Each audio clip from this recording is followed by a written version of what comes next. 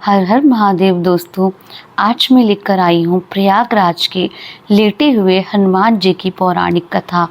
यूँ तो हनुमान जी के लेटे हुए कई जगह मंदिर हैं, लेकिन इस मंदिर की यह खास बात है कि इसका वर्णन पुराणों में भी किया गया है। तो क्या है इसके पीछे की कथा? आज की कथा में यही मैं आपको बताने की कोशिश करूँगी।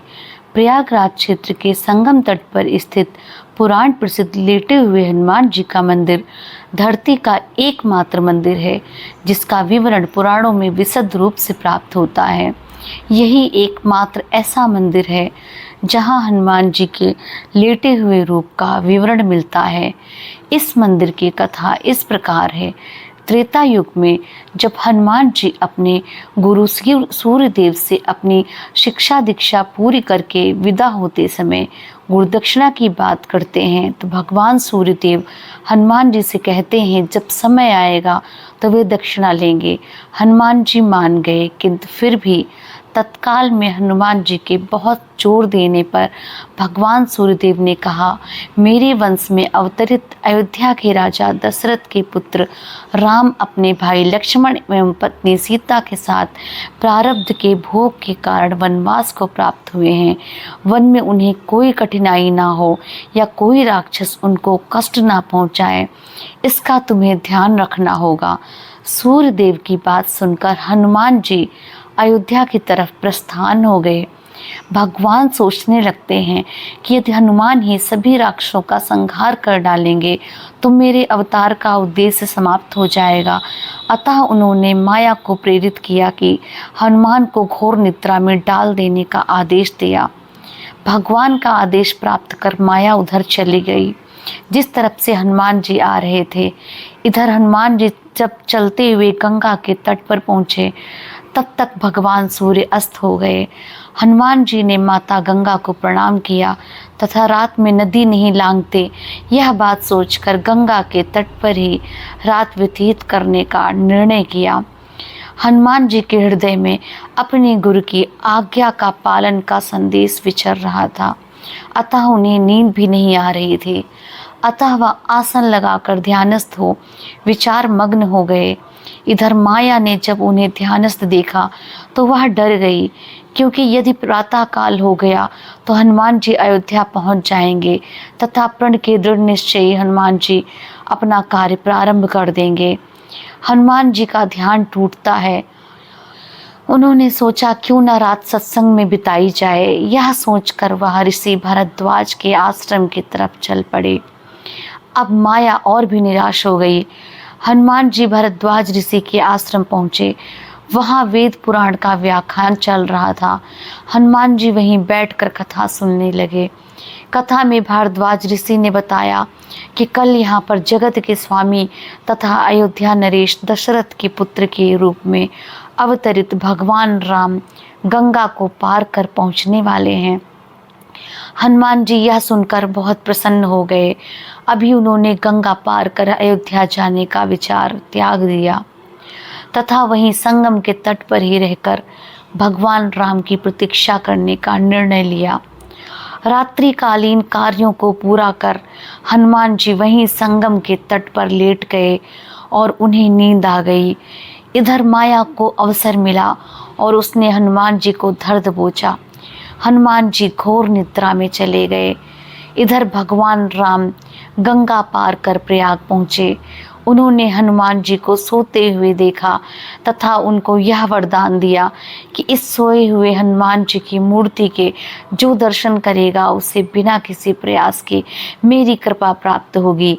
उस व्यक्ति को किसी तरह के भूत प्रेत या धोखा षड्यंत्र आदि का शिकार नहीं होना पड़ेगा। उसके सारे शत्रु स्वतः ही परास्त हो जाएंगे। इस तरह हनुमान जी को अमोघ वरदान देकर भगवान राम भरद्वाज ऋषि के आश्रम तथा अक्षय वट का दर्शन करते हुए आगे बढ़ गए। यह वरदान आज सत्य हो रहा है। इस पुराण प्रसिद्ध सिद्ध हनुमान मंदिर का दर्शन निश्चित ही समस्त बाधा कष्ट अरिष्ट आदि को शांत करता है। इधर प्रातःकाल जब गंगा देवी ने देखा कि एक प्राणी उनकी तरफ ही पांव फैलाकर सो रहा है तो उन्होंने अपने आप को अपमानित महसूस करते हुए हनुमान जी को डुबो दिया। सूर्यदेव ने जब प्रातःकाल अपने शिष्य हनुमान की यह दशा देखी तो उन्होंने गंगा जी को शाप दिया, तुम्हारा हृदय मैला है, जो ज्ञानवश तूने एक सीधे साधे प्राणी को दंड दिया। तेरा सम्मान करते हुए हनुमान ने रात में तुम्हारे ऊपर से गुजर कर अच्छा नहीं समझा और तुमने उसे शाप दे बैठी। आज से तू प्राणियों के मरे शरीर एवं गंदगी ढोने वाली हो जाओ। गंगा नदी के दूषित होने से संसार के समस्त देव संबंधी एवं शुभ कार्य बाधित होने लगे। तब समस्त देवताओं ने मिलकर भगवान सूर्यदेव की पूजा अर्चना की। तब भगवान सूर्यदेव ने कहा, जा गंगे, तेरे जल के ऊपर मेरी किरणों के पड़ते ही तुम्हारे जल की पवित्रता बढ़ जाएगी तथा तुम्हारे जल से मेरा किया गया स्वतन पूजन कोटि गुना फल देने वाला होगा। भगवान सूर्य के कहने पर गंगा ने कहा कि हनुमान चतुर्मास व्यतीत होते ही पुनः भगवान राम की सेवा में उपस्थित हो जाएंगे। तब तक हनुमान जी किष्किंधा पर्वत पर सुग्रीव की सेना में लगे रहे। चतुर्मास बीतने पर भगवान राम सीता की खोज करते हुए किष्किंधा पर्वत पर पहुँचे। वहाँ उनकी मुलाकात भगवान राम से हुई। अरस्तु कालांतर में जब मुगल शासन के दौरान अकबर के समय में जब बादशाह अकबर ने उस सिद्ध तपोभूमि को अपने किले के रूप में परिवर्तित करना प्रारंभ किया, तब उसके दीवार की ही सीध में सोते हुए हनुमान जी का मंदिर पड़ गया। उसने तत्कालीन हिंदू धर्म गुरुओं एवं पंडितों को रुपए पैसे का लोभ देकर तथा डरा धमकाकर उस सोए हुए हनुमान जी को मंदिर को अन्यत्र स्थापित करवाने के लिए राजी किया। हनुमान जी की मूर्ति की खुदाई होने लगी। जब समूची मूर्ति की खुदाई नीचे से कर ली गई तब उसे उठाया जाने लगा। जब लगातार कोशिश के बावजूद भी मूर्ति नहीं उठी तब उसे भारी सामान उठाने वाली मशीन से उठाने की कोशिश की जाने लगी। ज्यों-ज्यों उस मूर्ति को उठाने की कोशिश की गई वैसे वैसे मूर्ति और भी नीचे धंसती चली गई और अंत में डरकर अकबर ने उस मंदिर को हटवाने का काम बंद करा दिया तथा डर के मारे उसने हनुमान जी की बड़ी पूजा आराधना की।